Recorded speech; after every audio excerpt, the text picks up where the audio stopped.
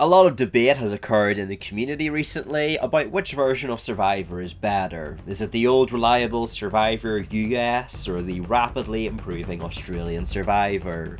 In spite of both shows being recognisably Survivor and following the same general structure, something that inspired me to make this video is the fact that they have completely different philosophies. Considering this is one of the very few occasions where both seasons are airing at the same time, I said screw it, now is the time to make this video. Consequently, I'm going to be listing the positives and negatives of each franchise, and then ultimately stating which version I think is superior. But trying to combine every Survivor US season into one is extremely difficult, considering the eras are completely different, especially the modern Survivor era. So for my basis, I'll be comparing both shows in their post-COVID seasons. Survivor US 41 to 46 and Australian Survivor Season 6 and beyond. The first difference that is incredibly present is a difference in casting. The cast can make or break a season, and yet the two continents approach their casting structure completely differently. Survivor US has adopted 18 individuals as their staple casting procedure across the now infamous 3 tribes of 6. Production and even host Jeff Probst have openly stated they like the smaller voting numbers, encapsulating the idea of nobody being safe and every vote being more precious because it contributes to a higher percentile. I think the issue Survivor US production overlooked is the smaller voting opportunities, further accentuated by the tribes starting on even numbers, makes it a lot harder for individuals on the bottom to convince swing voters to align with them.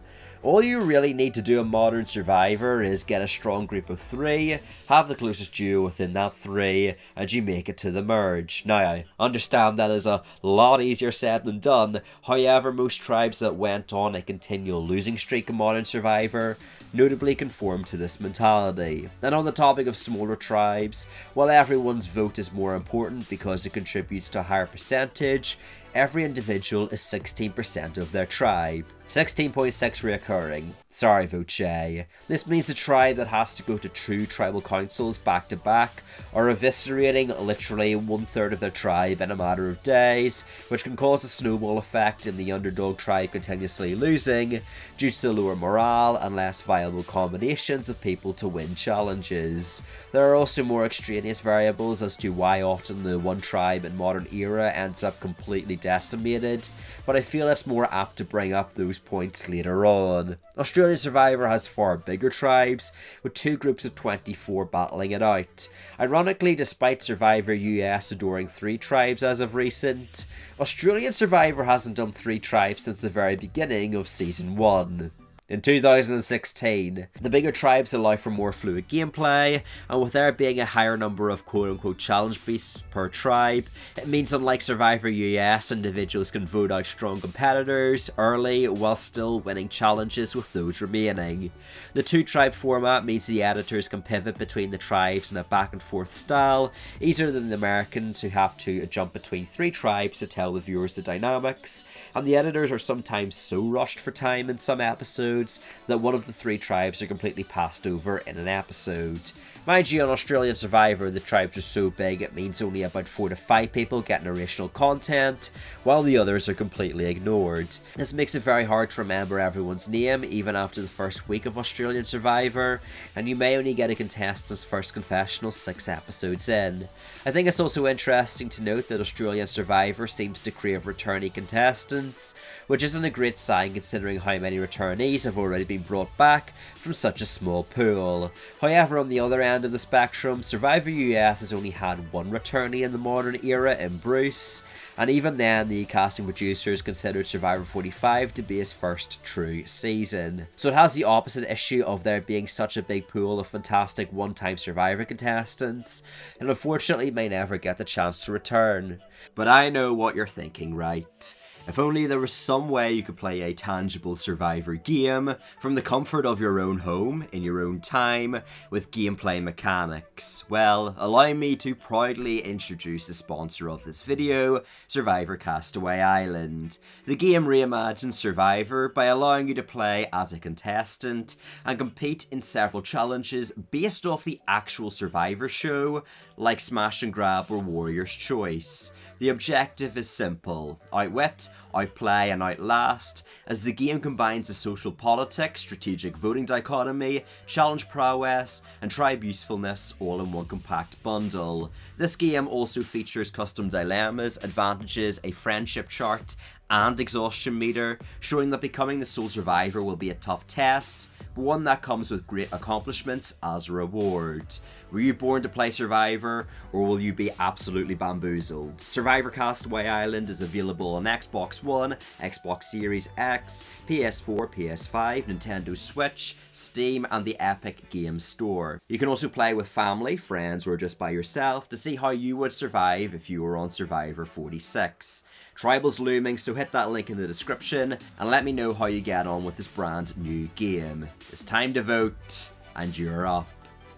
Australian Survivor's casting criteria is also a stark contrast to Survivor US. For example, the ethnic diversity has been constantly criticised. Even I think the show could do better in that department as well. In Survivor US, the modern era's casting is carried out in synergy with CBS's new diversity mandate, ensuring minority groups can be represented on the show, with each cast having at least 50% Black, Indigenous, or people of colour. This has been established as one of the strongest aspects of the modern era, as getting to see people connect from different religious, cultural or racial backgrounds is really fascinating to watch, adding credit to this idea where Survivor is a microcosm of life. However, there are aspects of diversity that Australian Survivor I feel excel at. For example, in the recent times, Survivor US has been under fire for its job representation, including its bloated representation of individuals in the law, STEM, and sales field. Don't get me wrong, it's great to see a representation of these jobs, but it still puts the spotlight on the underrepresentation of blue-collar jobs in the modern era.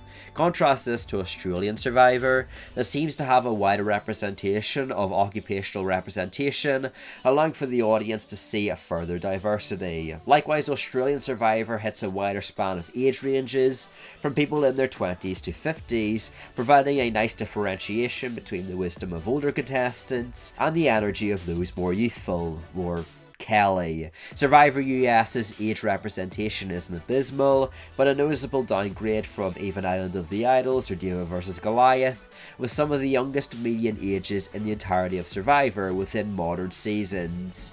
In fact, the past 3 Survivor US seasons haven't had a single contestant in their 50s. There are usually only 2 or 3 people in their 40s, with Survivor 45 having over 60% of their cast members in their 20s. Jeff, in a recent article, has hailed this as a success, stating that he enjoys seeing the next generation applying for the show, but I can't help but notice this was followed by him sprinkling in that less older contestants are applying to the show nowadays. And to be honest, I can understand why. I think less older contestants are on Survivor US due to medical concerns. Modern Survivor has branded itself as the toughest version of Survivor. With that, I also introduce a weird piece of trivia, and that all 4 of the medically evacuated modern era Survivor contestants have been males in their 40s. Randon, Matthew, Bruce, and yes, I included Jackson. The show has non-stop twists plus dilemmas, contestants lose their flint if they lose a challenge, and the show takes pride in the very limited supplies they give contestants. It's grueling, with a lot of the contestants getting content talking about how tough the conditions are. All it really takes is one tribe to lose their flint and miss a reward challenge to lose the momentum, thus spiraling into never-ending trips to tribal council. Australian Survivor is similarly interesting. It is 50 days long, almost twice as long as Survivor US, but each day is less challenging. The tribes are given more supplies, there are more reward challenges, and the reward themselves are of higher quality. This allows the contestants to sustain themselves. It's less faithful to the Survivor name this way, but your preference for that factor determines on how important the survival aspect of the show is to you. One of the few similarities, strangely, is the focus on twists present in both versions. Survivor US used to be fairly grounded before season 40, but jacked up the twists in 41.